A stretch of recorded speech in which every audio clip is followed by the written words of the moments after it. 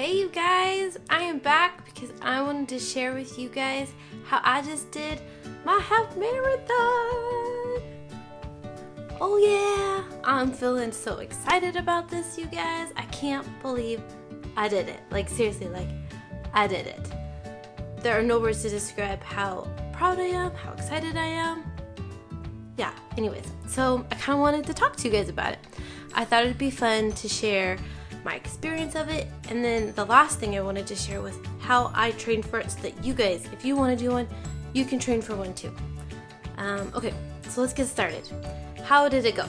Alright, so let's break it down to the day before the race. So the day before the race, me and my family, we went to the race expo so that way we could get my bib and get my shirt and all that fun stuff and just officially get checked in for the race, and that was so much fun. I do think one great thing about going to like race expos is there's lots of protein bars to try, just good drinks to try, you get to meet different vendors. I don't know, it's just fun. Lots of freebies. Who doesn't like freebies? I like freebies, yeah. Okay, so that was fun. And then we get home and my husband was looking up the race course and he realized that there was a little like ... With this race, there was a minimum 13-minute mile pace that had to be kept. And when he told me that, I pretty much cried.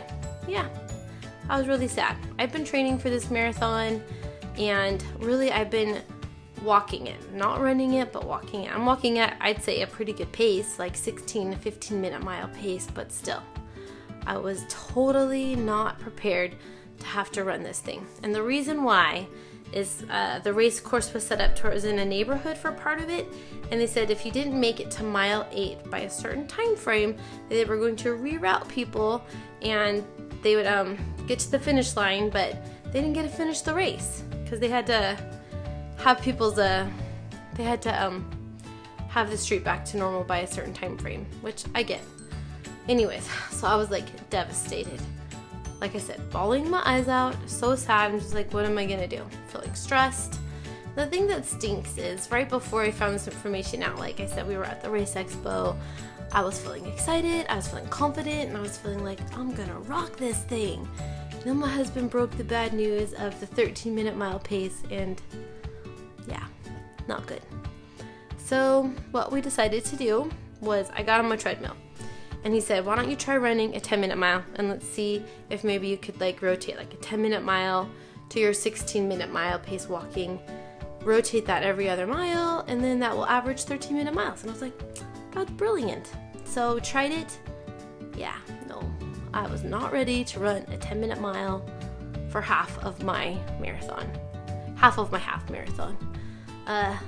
So no, that didn't work. I was like dying. A few minutes into my 10-minute mile, I was like, I can't even talk. This is not gonna work. So then he's like, all right, let's try it on the treadmill again and let's try like a 12.5-minute mile. And I did that and I was like, oh, I could do this. It was more of a jog than a run. Like the 10-minute mile, I was like running, and I felt like the 12.5-minute mile was like a steady jog. So I was like, okay, I can do this. So I kind of feel like that gave me the confidence to feel like I'm not gonna give up, I'm gonna fight, and I'm gonna go for it.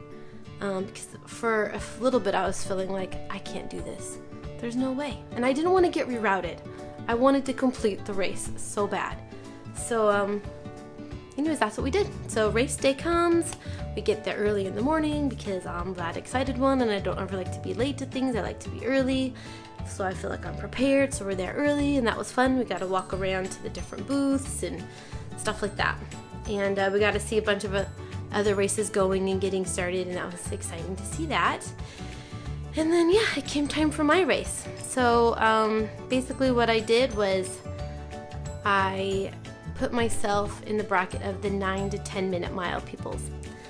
Now, I knew I was not going to be keeping that pace, so I guess I lied, sorry. But I felt like putting myself in that bracket was kind of like the middle of the road, and I thought that might give me a little wiggle room, might give me a little bit of grace to just get to that checkpoint before I needed to. I was in that group and it came time to start the race, And no joke, you guys, my first mile I ran was a 9-minute mile. I was like, what? I had downloaded Map My Run, so it was shouting in my headphones each mile I ran, telling me, you've ran this many miles now, and what's your average pace for this current mile, and then what's your total average pace altogether that you're keeping. So if you guys are going to do a race, totally get that app. It's free, and it was very helpful for me. But when it told me I ran a 9-minute mile, I was like, oh my gosh, I can't believe it. Like, never in my life did I think I would run that fast, but I did. And I think it was like the excitement of the race, and then also being in with all those people. I think I just kept up with them. Anyways, so I did not maintain that the whole time, but I would say my average pace up to mile 10 was anywhere. I was bouncing back between an 11 and a 12-minute mile. And once I got past mile 8, I was like, I did it. And I'm not gonna lie, for 2 seconds I kind of thought, whew, I did it. I can walk now. I don't need to run, walk, which is what I was doing. I was just running as often as I could and then walking as fast as I could when I wasn't running. That's what I did. Anyways, well, I got to mile 8, very excited. Thought about just walking from there, and I thought, no way. I'm gonna do my best to still finish this race with the best time frame I can get for me. I'm just gonna go for it. But then I got to mile 10, and I was just like, oh my gosh. All of a sudden, my body started hurting, and I was like, this is hard. So at that point, I walked, and I still tried to keep the best pace I could, but I slowed down quite a bit. So basically, when I got to the finish line, it did say my average pace was like a 14-minute mile. And I can't tell you how proud and excited I was for that. I will say I had one small issue during the race, and that was at the very end. So like I said, I had been listening to each mile I was at with the Map My Run. When I was at mile 12, like there was like a little like sign that says mile 12, you know, for the race. My Map My Run thingy had said I was at mile 13, and I was like, what the heck, this is off. And I had noticed that it was off a little bit, but I figured my Map My Run's got to be right. Like, I wasn't trusting all the little signs because they had so many different races. Like, I could tell that even though, like it said, I was at mile 7 on Map My Run, there was 1 mile marker that said mile 3, and I'm like, I am not at mile 3. So I kind of stopped listening to those little mile markers and was just listening to my phone. So when I saw that it said mile 12 and my phone said I was at mile 13, I was like devastated. So I called my husband and I said, here's where I'm at. I told him, because he knew the race course. I said, I'm at this point and it says I'm at mile 12, but my phone says I'm at mile 13. What's going on? Where am I at? And he's like, you're at mile 12. And I pretty much almost broke down and cried right there. I was devastated because I felt like I was dying. It was hard. But I kept going. I didn't stop. And I actually did run through the finish line. I didn't even think I would do that. I thought I was going to crawl through the finish line, you guys. I was in so much pain. It was so hard.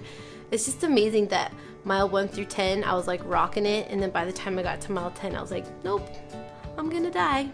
But I didn't die, and I did it. And I just can't tell you how proud I am that I did it. So anyways, I finished my race in a little over 3 hours. And that is just something I'm just so proud of. And all I can say is, wow, I did it. So I thought I would share with you guys how I did my training, because basically I trained for this race in 8 weeks, which I don't know if I would recommend that. I didn't purposefully do that. I actually had signed up for my race, gosh, probably like 5 months before, and I thought that signing up for it would kind of get my like rear end gear going and get me running, but it didn't. I just kept walking and walking, and so when it came about 8 weeks before my race, I was like, I need to do something about this. I need to really take it up a notch. If I'm not going to run it, I need to at least be prepared to walk it. So here is how you guys can train to walk a half marathon. So what you're going to want to do is week 1. You're going to want to make sure you walk every single day. If you guys want, you can do one rest day. That's all I recommend. Make sure you're getting 10,000 steps in every day. So have some sort of tracker. Like me, I've got an Apple Watch. I've used Fitbits before too. I love those. Just get some sort of device to track your walking. So make sure you're walking 10,000 steps every single day. All right, so then week 2 and week 3, you guys want to walk 15,000 steps every single day. Like I said, if you guys want to have a rest day, of course take one rest day, because I think it is good for your body to rest, but really just take one day if you can and bust out the rest of the day 15,000 steps. Now I'm going to say for me, I gave myself all day to make this happen. So I get up at like 6 in the morning with my kids, and then I usually go to bed between 9 and 10. I made sure that by the end of the day that my tracker said I did 15,000 steps minimum. And I did that for week 2 and week 3. Okay, so for 3 weeks now, week 4, week 5, and week 6, you guys are gonna wanna walk 20,000 steps every single day. If you guys wanna take one rest day, that's fine, but the other 6 days, do your best to get those 20,000 steps in. Just make sure by the end of the day, your Fit tracker says you've walked 20,000 steps. So do that every day for 3 weeks. And then week 7, we're gonna change it up. What you're gonna do is every other day you're going to rotate. One day you're going to do 20,000 steps. The next day you're going to do 25,000 steps. The next day you're going to do 20,000. The next day 25,000. And do that for a full week. And take one rest day if you need to, but if you guys don't and feel like you can just go for it, then just go for it. You know what I mean? And then week 8, you guys have made it 8 weeks, which that's awesome. And then what you're going to want to do is you're going to want to take 4 days of walking 15,000 steps. That's it. After walking 25,000 steps, 15 is going to feel very easy and quick too. So do that for 4 days, and then 3 days before you guys' race, you rest up. Don't worry about walking. Don't worry about all your steps. Just take time to let your body rest.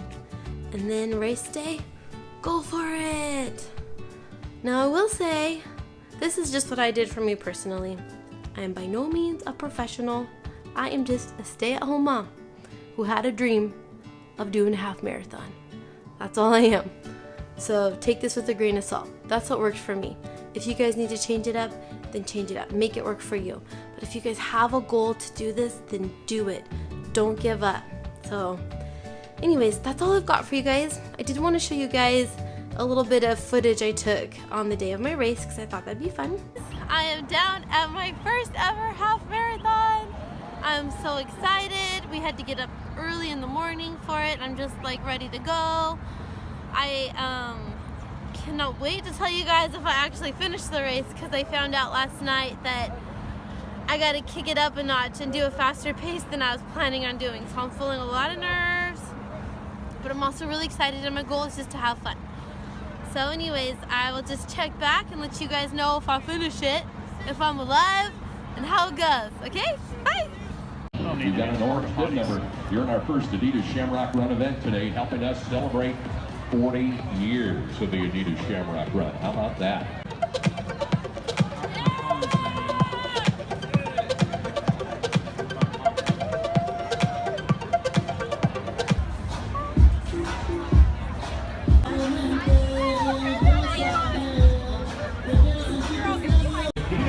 Shamrock Run, 40th anniversary, half marathon. Listen for the sound of the air horn, half marathon.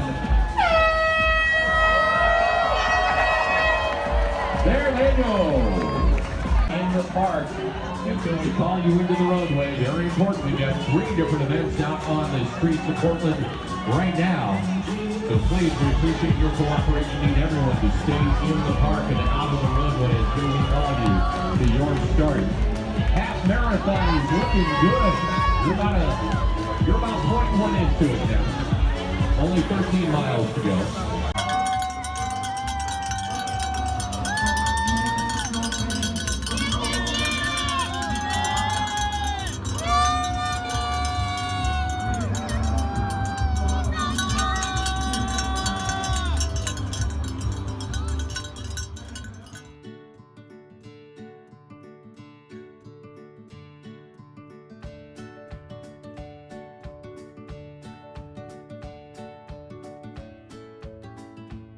And it was such a fun day. The energy that's there is just, it's beautiful. It's amazing. It's inspiring.